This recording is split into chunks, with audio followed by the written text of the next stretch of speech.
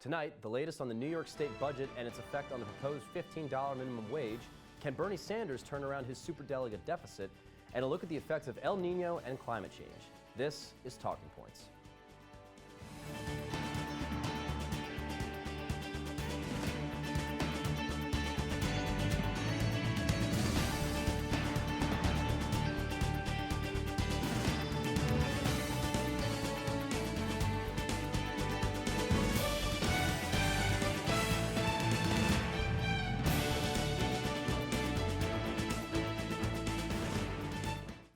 Good evening and welcome to the March 31st edition of Talking Points. I'm your host, Alex Amico. Before we get into the issues, here's a quick recap of this week in politics. Last week we reported on a potential law that was on the desk of Georgia Governor Nathan Deal. The bill was said to be the most anti-LGBT legislation in the country, allowing businesses to reject LGBT consumers as well as potential employees. Governor Deal vetoed this bill on Monday, saying that Georgia was a, quote, welcoming state, and he would do his part to keep it that way. President Obama commuted 61 prison sentences on Wednesday, all for people who were serving time for drug abuses. Obama said that all of them are nonviolent and would have had much lighter sentences if they were arrested today. This is part of the president's larger campaign to reduce mandatory minimum sentencing, as he has commuted more prisoners than his last 6 predecessors combined. Police officially filed charges against Trump campaign manager Corey Lewandowski on Tuesday for the battery of former Breitbart reporter Michelle Fields. Fields has claimed that Lewandowski grabbed and pulled her away while trying to ask Trump a question. Both Trump and Lewandowski have repeatedly denied that this happened, despite audio and video evidence, and have aggressively been attacking Fields' character. Trump has refused to fire Lewandowski despite this incident, and another similar incident in which he is seen grabbing and throwing a protester. The FBI announced on Tuesday that they were able to hack into the iPhone of San Bernardino shooter Saeed Farouk. This comes as a surprise, as the court hearing between Apple and the FBI was set for that day. Apple had been refusing to help unlock the phone, citing security concerns for all other iPhones. The DOJ has said that they will not release how they hacked into the phone. The Nuclear Security Summit is meeting in Washington, D.C. today and tomorrow. President Obama started the summit in 2010 to work toward a world without nuclear weapons, but the summit is now focusing on terrorism. Reports say the focus will be on the possibility of a dirty bomb attack and how the 60 attending countries can work to prevent that. The president plans to bring up Pakistan, North Korea, and Russia, but has devoted a special section to ISIS. Here in New York, Governor Andrew Cuomo is pushing for the passage of a bill that would raise the statewide minimum wage from $9 to $15. Cuomo says the hike would help put more money into the state's economy, but some businesses are worried that they will have to lay people off. Here to tell us more about this is Talking Points correspondent Thomas Viola. Tom, thank you for joining us. Great to be here, Alex. So let's start with $15 minimum wage has been the centerpiece of Bernie Sanders' campaign. Martin O'Malley was advocating for it for a while. That's nationally. In New York State, is there a need for a $15 minimum wage right now? Well, that's a tough question, Alex. You see, Governor Cuomo is really pushing his Fight for 15 campaign, and frankly, in an area like New York City, it's, if anything, behind the times with how expensive it is to live there now. The concern was more in terms of people who live upstate New York, like Syracuse, where the cost of living is much lower, and a $15 minimum wage might not be absolutely necessary. And so, in terms of support, what are the chances of this actually getting passed in the state assembly? Well, actually, it's already been passed. Just today, they passed an amended version of the bill. It was originally supposed to be tacked on to the state budget, but instead they were able to push it through as an essentially single bill today that was a little modified. Mm-hmm. By 2018, downstate minimum wage will be $15 in places like New York City, mm-hmm. where the cost of living, as I said, is extremely high. However, upstate, the wage will increase to $12.50 by 2022, and after that, it will be tied to an inflation index until it rises to that $15 mark. Now, I mentioned that there are some business owners who are already saying that they might have to lay people off if this minimum wage were to take effect. Are there any particular industries or any particular areas that would be hit hardest by the possible negative effects of a minimum wage increase? The biggest fear is in the New York State farming industry. New York State farmers right now are able to maintain a level of competition with farmers in other regions because in reality, all people want is the freshest possible product at the cheapest possible price. Now, with a minimum wage increase, the worry is that farmers will have to shrink the size of their farms and increase the price of their products, which would take away both their ability to get more fresh product out and also to make it competitive in the pricing market. In terms of like overall effect on a state's economy, what are some researchers saying about this? What are they saying? Some people say that it'll put more money in the economy. Other people say it'll kill jobs. What does the research say about this? Well, economists in UC Berkeley say that there will be a slight drag on hiring and the economy as a whole in the beginning, but they say that the impact will overall be very positive, and the new money that will be put into the economy will increase spending and overall the economy's health. Tom, thank you for joining us. After the break, a deeper look at the election on both sides of the aisle. We'll be right back.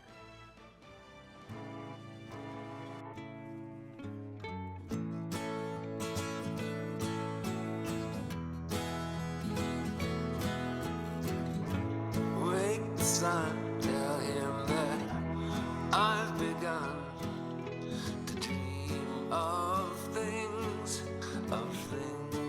to come, and tell the trees not to look for me. I'm going to find some peace of mind. Wake the sun,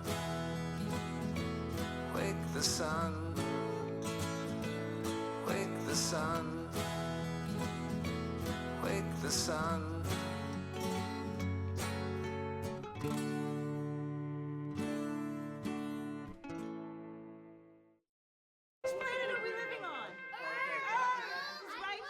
What do you think it would be like to teach?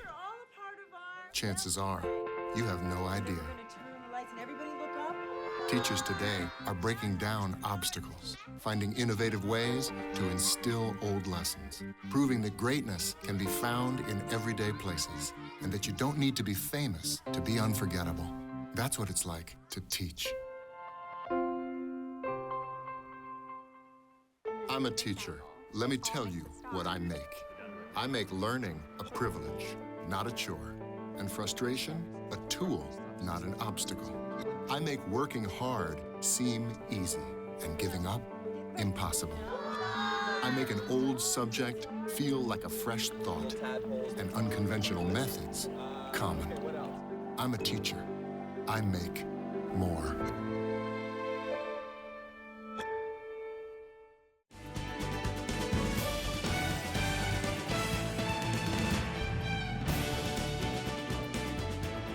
The Republican National Convention is now less than 4 months away.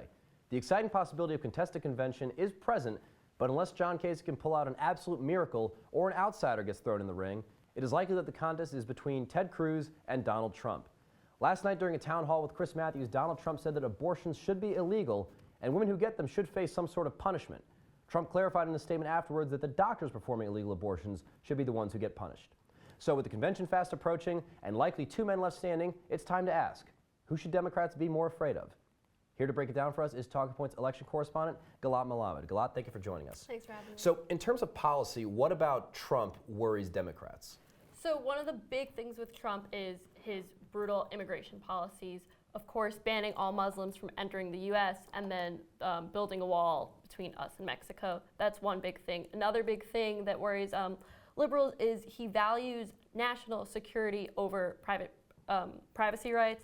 So Bill of Rights, and he doesn't have any problem with tracking private phone calls, things like that.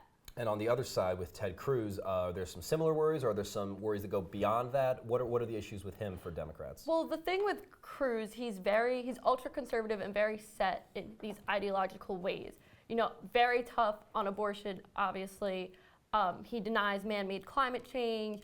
Even after the Supreme Court ruling, he says it's totally against the Constitution. So just social issues like that really should be wary of. And in terms of policy, again, still talking policy, were either of these men to get elected, who would be a greater threat to the Democratic agenda of the last 8 years of Barack Obama? Cruz would really be a greater threat just because if you look at his track record, he has not wavered from his strict, ultra-conservative ideological ways. But when you look at Trump, before 2011, he was actually pro-choice. And now, of course, obviously that's not the case. So the fact that Trump doesn't really have these firm principles like Cruz does, there's potential for him to be more malleable in office and not as rigid as Cruz would be. We know he's ultra-conservative. Now, but in terms of running against a candidate, who should Democrats be more worried to run against? With Hillary Clinton has sort of had some issues recently, and she's not looking like the strongest candidate. Who should they be more worried to run against in a general election to make it hard for her to win? You know, again, this might surprise people, but it's actually Cruz. Even though Trump has been outperforming Cruz in the primaries, if you look at the major general election polls conducted, you know, the Monmouth polls, CNN, they have Sanders beating Trump and Cruz if Sanders got the nomination, but by a smaller margin if it were Cruz. And of course, John Kasich beats Hillary. Yeah.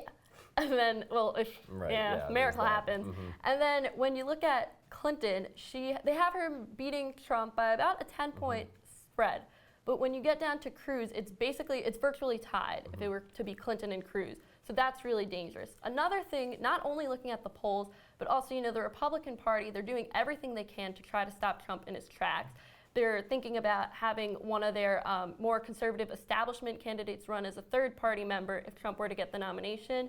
So this would be good for the Democrats, split up the Republican vote, but it's likely that there wouldn't be a third-party candidate if Cruz got the nomination. Right. Democrats are already talking about competing in some states where they haven't competed in years. They're saying that Georgia could come into play, possibly Louisiana, if there's a third-party candidate. So yeah, so Trump that'd getting really the be nomination, something. you could have a third-party member. Gilad, thank you for joining us.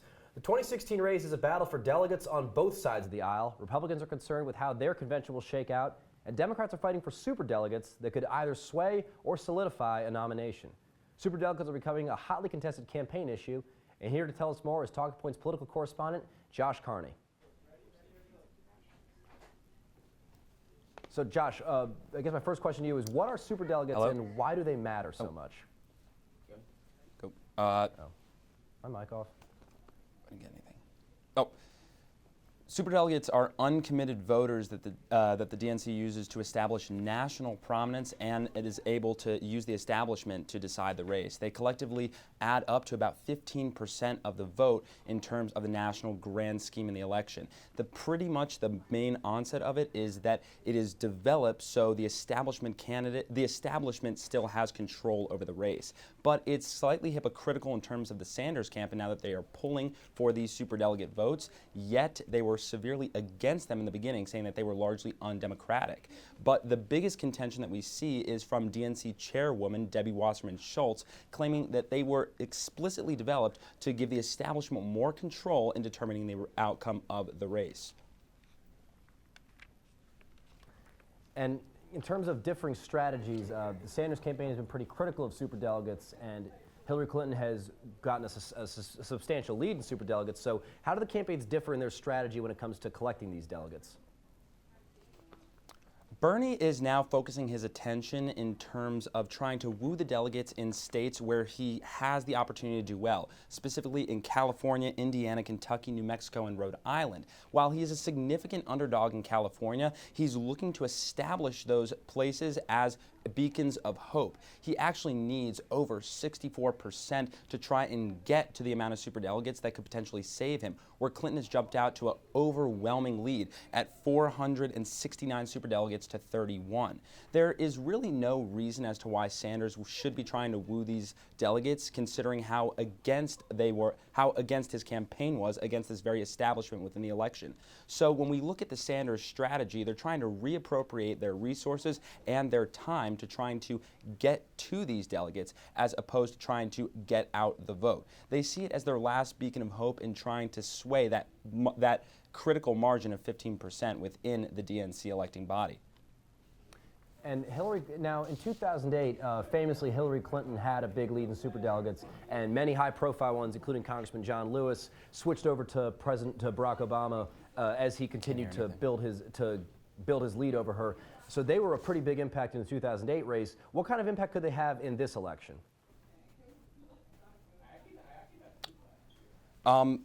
they're going to have a tremendous impact in terms of this election because they largely will decide 15% of the vote. On the opposite end of the spectrum, when it comes to Republicans, they will not have a huge voting pool. They only determine 7%, and they're binded to vote with the majority of the state. The Democrats are fighting for them significantly because they could determine a huge sway in how the outcome of these, and how the outcome at the national convention will turn out. It's critical that the Sanders campaign maintain those that they have and continue to sway votes in order to make sure that they can grab a huge portion of that 15%. Clinton is going to stay steadfast in her approach, but the Sanders campaign has more to win and more to lose. Josh Carney, thank you for joining us. Coming up next, is there a disparity in news coverage on terrorist attacks between Western nations and the developing world? We'll have the answer when we come back. Welcome to OPP. Orange Press Pass is your ticket inside the Syracuse locker room. Hear from the coach. You can't make it. You're shooting 15%. I really believe that we're going to start something. And play. Just cutting down the net, I can feel a good spot. Get in-depth analysis, reports on site, and more. It's all right now on Orange Press Pass. Orange Press Pass. Live after every Syracuse game.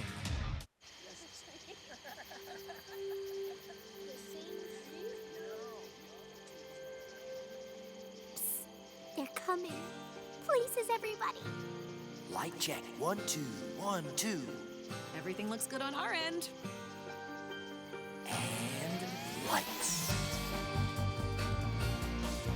Come alive with the forest. Visit discovertheforest.org to find a forest near you.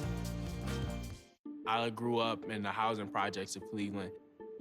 I didn't even know that life could be any better than it was. Education for me has been a way to get away from the agony of what was normal life. I want to be able to impact the community, not just look back on where I came from, but to reach back to where I came from and pull some people up with me. My name is David, and I am your dividend.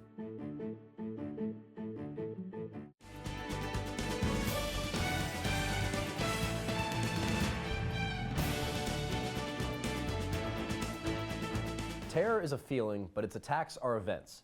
Events that lead to a litany of 24-hour news coverage and analysis. Talking Points correspondent Elijah Shama is here to give his opinion on the terror attacks you may not have heard about. Terror attacks have long captured the public's unwavering attention. That's their intention, for you to feel the fear of the shaky iPhone video and the mortal dread from a blood-splattered linoleum floor. When one happens, we all know. Between the push notifications on your phone to the worried texts from your family, even though you're thousands of miles away from the site of the attack, you are instantly aware, except when you're not. For every major European terrorist attack, Paris, Brussels, there have been others. Beirut, Ankara, Istanbul, Lahore, the list goes on. These attacks were no less devastating than their European counterparts, but the response towards them was far from galvanizing. There are a few reasons for that. As MIT neuroscientist Emily Bruneau puts it, human empathy is based off, quote, an in-group and an out-group. In basic terms, it means that we feel more empathy for those who we believe to be like us. Culturally speaking, most Americans feel closer to Europeans than we do to those in the Middle East. The other reason is that our perception of the Middle East has been tainted by the view of the region as war-torn. We see any newswire violence in the Middle East as business as usual. Less than 24 hours after the bombing in Beirut, the Huffington Post had an analysis piece up that suggested the bombings were to be expected. Imagine if that same article had been written about Paris or Brussels, that the deaths of innocent Europeans were, quote, just a matter of time, end quote. Terrorism is indiscriminate by nature. Victims are often only guilty of being at the wrong place at the wrong time. But the place matters. You are not a horrible person for feeling more empathy for Paris or Brussels. It's what your brain innately does and media tells you to do. Just see what's missing the next time a flag filter comes up. Look for that newswire from a country you know little about and read. Terrorism's goal is to divide, but it affects us all. So if we must stand in solidarity for a next time, let it not be for a specific region or country, but for humanity itself. Now, Elijah, you talked a little about this tainted view of the Middle East. We are in an election year. What sort of role does campaign rhetoric play in creating this disparate worldview in our minds? Well, Alex, rhetoric is really the entire issue. We see candidates like Donald J. Trump, and then on his complete diametric opposition, we see Abu Bakr al-Baghdadi, the leader of ISIS. while both of these people are very opposed to each other, they're really feeding into each other with this rhetoric because it's dividing people. And in dividing people, we are making this Muslim minority in a lot of these Western countries more susceptible to this extremist language because they feel like they don't have a home in their own country, which again feeds into the nationalist argument of Donald J. Trump. And now, in terms of what needs to be done, how can this view be changed, and what sort of a role can the American media play in changing that? I think the American media can really broaden its view of the Middle East in basically crafting stories about the Middle East that go further than the invasion of Iraq or the invasion of Afghanistan. The Middle East is a deeply troubled region, but it hasn't always been that way. And if we can show people that it's not this war-torn quagmire, I think it might start to begin to change people's perceptions of what can be done in the region. Elijah Shama, thank you for sharing your thoughts. The strongest El Nino in a generation is disrupting people's way of life around the world. Slow tropical winds and moving warm waters spark this unusual weather pattern, and with it you'll see, among other things, arid areas become wet and wet areas become arid, dangerously upsetting the climate's equilibrium. Climate change is threatening to increase the intensity of these storms in the future too. And Talking Points correspondent Tom Austin is here to break it down. Tom, thank you for joining us. Thanks for having me. So, first question for you is, I think one of the biggest environmental stories of the past year and a half or so has been the drought in California. Is that one of the effects that we've been seeing from El Nino, and what are some other consequences that we're seeing? Yes. Well, no, actually. What's happening is with El Nino, you're seeing, as you said, arid areas in the west. And more moist areas in the east, actually, and in California, you're actually seeing snow, which is kind of bizarre. Yeah. And the reason being is because you have a movement of warm tropical waters from the west moving towards the east, and with warmer waters, the warm air from that water rises and condenses. In the atmosphere. And so what kind of effect is that having right now in the world? In the world, well, basically what's happening is in Indonesia, in the Western Pacific, you're seeing drought, as you had been seeing in California. But in the East, in California, you're seeing snow. And in South America, you're seeing a lot of flooding. So it's more wet in the East and more arid in the West. And there's now, in terms of climate change making it worse, there was a pretty explosive report about climate change that came out just this week that suggests that the problem may be even worse than people are already suggesting. How does that make El Nino worse, and what sort of other layers does it add to this problem? Well, climate models are suggesting that El Ninos, the routine ones, are going to become more aggressive and turn into what they're calling super El Ninos, where they deviate away from normal conditions more. But the models aren't suggesting that they're going to become any more frequent. And the reason being is because the warming climate is causing the tropical waters in the east to become more warm than normal. They're usually cool, but as they warm up, the waters in the west can more easily shift eastward. And when that happens, you jump into this El Nino weather pattern. And you're also seeing positive feedbacks with climate change because all this built up hot energy is rising up into the atmosphere, going into the polar vortex, and you're just seeing a lot more hot air rise in the atmosphere. Tom Austin, thank you for joining us. Coming up, a closer look at Women's History Month as March comes to a close. Stay with us. How you doing? My name's Steve. My family's lived in this neighborhood for years. Recently, things got so tight, we had to go to our local food bank for help. I lost a lot of sleep worrying about what the neighbors might think. That is until I saw them there, too. How'd I do, Steve? A little stiff. You could have done a little better. What? Come on. I have an Academy Award. Yeah, but not for playing me. Play a role in ending hunger. Visit feedingamerica.org/hunger and find your local food bank.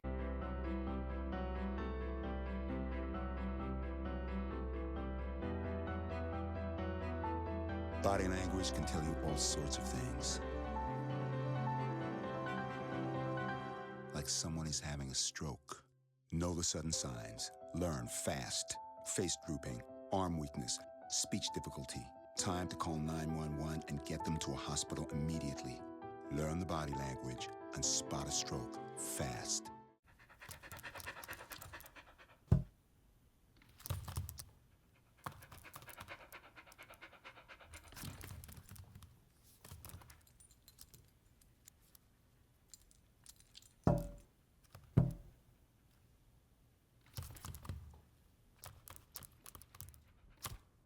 There's a shelter pet who wants to meet you. Meet one today. Visit theshelterpetproject.org. Adopt.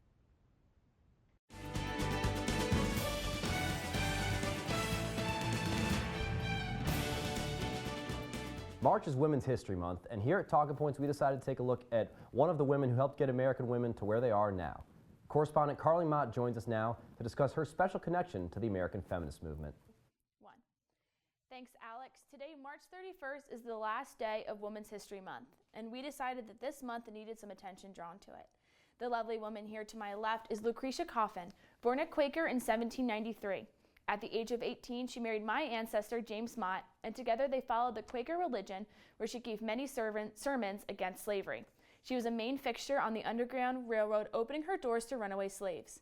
In 1838, she was in attendance at the Anti-Slavery Convention of American Women, when a mob destroyed the newly built convention hall. She linked arms with her fellow women of all skin colors and backgrounds to safely get home. As the protesters went to her house to seek revenge, Miss Lucretia Coffin Mott sat in her front parlor waiting to greet them. In 1840, she attended the World's Anti-Slavery Convention in London, but because it was 1840, the convention decided to exclude women delegates. After this treatment, she helped organize the famed Seneca Falls Convention and went down in history as one of the leaders of the early American feminism movement. While I was doing research for this segment, I stumbled upon this quote: "Learning, while at school, that the charge for the education of girls was the same as that for boys, and that, when they became teachers, women received only half as much as men for their services. The injustice of this distinction was so apparent." This reminded me of the news story that broke this morning. In a press release announced this morning, lawyers for 5 members of the United States women's national soccer team, now the gold medalist and World Cup champion United States women's national team, filed an action with the Equal Employment Opportunity Commission accusing U.S. soccer of wage discrimination. Sports Illustrated received a document highlighting the gross difference in pay between the men and women's teams. Highlights include the men's team receiving $5,000 for a loss, while the women only received $1,350 for a win. Lucretia Mott was speaking of wage disparity among the sexes 162 years ago, and little in the grand scheme of things has changed. Her legacy is one that I strive to live up to every day, and knowing that our fight for equality over a spectrum of issues is long from over, I look forward to making her proud. Alex, back to you. And finally tonight we end with Syracuse basketball. Now, we're not the sports department here at Citrus, but we wouldn't be Syracuse students if we didn't mention the Orange. Both the men and the women are heading to the Final Four in the same year for the first time in school history. The men started the season much like Hillary Clinton, shooting strong out of the gate to a 6-0 record and winning the Battle for Atlantis tournament. However, scandals from the past, like many politicians can tell you, got them in trouble. A 9-game suspension for Coach Boeheim hindered the team's performance mid-season, and going into the tournament they were scraping by, like Bernie Sanders, winning contests here and there. However, much like the senator, they've hit their stride in the past 2 weeks and are fighting to the very end. Just like this election season, with crazy comebacks at some times and domination at others, the Orange men have proved that anything is possible. The women, on the other hand, have really stepped up their game this year. Head coach Quentin Hillsman led the girls to their first Sweet 16 in program history, then the Elite 8, and now the Final Four. Like Donald Trump, maybe they weren't taken very seriously at first. Sure, they were making noise, but could they really win this thing? After a giant upset over #1 seed South Carolina, the Orange women have the chance to do just that this weekend. The awesome thing about sports is that they can bring people together no matter what our disagreements are. And this weekend, we are all united as one, rooting for Syracuse. And don't forget, with all this crazy political talk, we have one of the biggest faces rooting for the Orange. So on behalf of my favorite politician, Vice President Joe Biden, and all of us here at Talking Points, go Cuse. That's all the time we have for Talking Points this evening. Thank you for joining us, and be sure to check out CitrusTV News on Twitter and Facebook, as well as all of our content on YouTube. Make sure to watch next week when we compare Hillary Clinton and Bernie Sanders in the eyes of Republicans. For Talking Points, I'm Alex Amico. Good night, Syracuse, and go Orange.